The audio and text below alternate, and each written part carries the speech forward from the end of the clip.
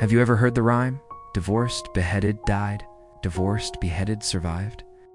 It's a creepy little mnemonic that school kids use to remember the fates of the 6 wives of one of England's most notorious kings, Henry VIII.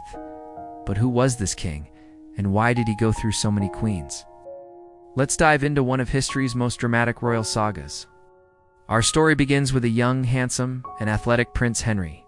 He wasn't even supposed to be king. His older brother Arthur was the heir. But when Arthur died unexpectedly, Henry stepped into his shoes, inheriting not just the throne, but also his brother's widow, Catherine of Aragon. Catherine was a Spanish princess, devout, and deeply in love with Henry. For over 20 years they were married.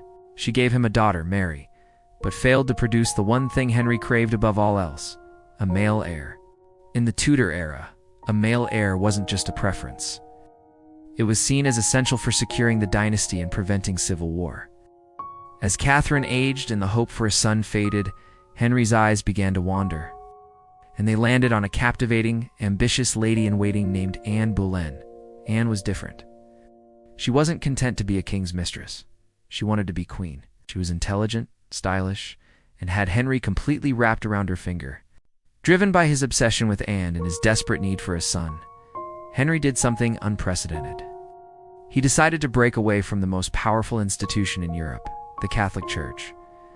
The Pope refused to grant him an annulment from Catherine, so Henry declared himself the supreme head of the Church of England, effectively creating his own church that would allow him to divorce. This was a monumental move, the English Reformation, and it changed the course of British history forever. Catherine was cast aside, stripped of her title, and forced into exile, never to see her daughter Mary again. She died a few years later, heartbroken, but still insisting she was the one true queen. So Henry got what he wanted. He married Anne Boleyn. She was crowned queen in a lavish ceremony. The pressure was on for her to deliver a son. But then, disaster. She gave birth to a daughter, Elizabeth. Elizabeth would go on to become one of England's greatest monarchs. For Henry, it was a bitter disappointment. Anne's fiery personality, which had once enchanted Henry, now began to irritate him. After a couple of miscarriages, Henry's infatuation turned to frustration and then to deadly rage. He wanted her gone. But divorcing another queen would make him look weak and foolish. So, a more permanent solution was found. In a shocking turn of events, Anne was accused of treason, adultery, and even witchcraft. The charges were almost certainly fabricated, a convenient excuse to get rid of her. Her own brother and several other men were accused along with her. Within weeks, she was tried, found guilty, and sentenced to death. In May 1536, Anne Boleyn was beheaded at the Tower of London, maintaining her innocence to the very end. She had been queen for just 3 years.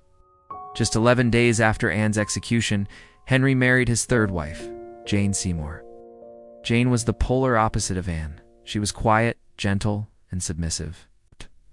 She was the one who finally gave Henry what he had longed for, a son, the future King Edward VI.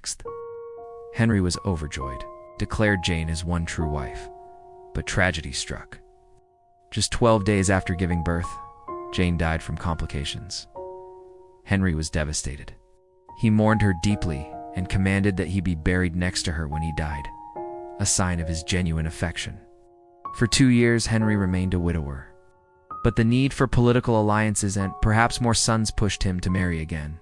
His chief minister, Thomas Cromwell, arranged a match with a German princess, Anne of Cleves. Cromwell commissioned a famous painter to create a portrait of her, and based on the flattering painting, Henry agreed. But when Anne of Cleves arrived in England, Henry was horrified, found her plain and unattractive, famously calling her the Flanders mare. The marriage was a disaster from the start. It was annulled after just 6 months on the grounds that it was never consummated. Luckily for this Anne, she handled the situation with great intelligence. She agreed to the annulment, accepted the title King's beloved sister, and lived out her days in comfort and wealth in England, outliving Henry and all his other wives. Her smart move saved her from a much grimmer fate. Next up, wife number 5, Catherine Howard. She was a teenager, a cousin of Anne Boleyn, and by all accounts vivacious and beautiful. The aging, obese, and increasingly unwell Henry was completely infatuated with his young bride. his rose without a thorn. But Catherine was young, naive, and had a past. More dangerously, she was careless. She began an affair with a young courtier named Thomas Culpeper. It was an incredibly risky game to play when their secret love letters were discovered. The king's adoration turned to fury. Betrayed and humiliated, Henry showed no mercy. Catherine Howard, like her cousin Anne Boleyn before her, was executed for treason at the Tower of London. She was barely 20 years old. By now, Henry was old, overweight, and suffering from numerous health problems, including a painful leg ulcer. He needed a companion, a nurse more than a passionate wife. He found her in Catherine Parr, a mature and pious widow who had been married twice before. Catherine Parr, the sixth and final wife, was a stabilizing influence on the volatile king. She was a kind stepmother to Henry's 3 children, Mary, Elizabeth, and Edward, and helped to reconcile them with their father. She was also a devout Protestant and a published author, but her strong religious views nearly got her into trouble. Her enemies at court tried to turn the king against her, accusing her of heresy. For a moment, it seemed she might be the third queen to face execution, but Catherine was clever.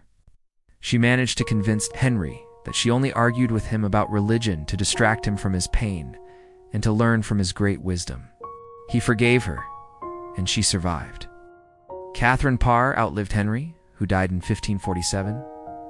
She was the survivor. So, divorced, beheaded, died, divorced, beheaded, survived. The story of Henry VIII and his 6 wives is more than just a nursery rhyme. It's a tale of love, ambition, betrayal, and absolute power.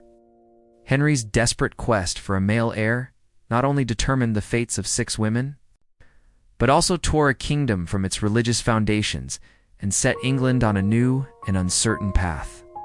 It's a powerful reminder of how the personal desires of a monarch can change the world. Thanks for watching. If you enjoyed this deep dive into history, don't forget to like, share, and subscribe for more stories from the past. See you next time.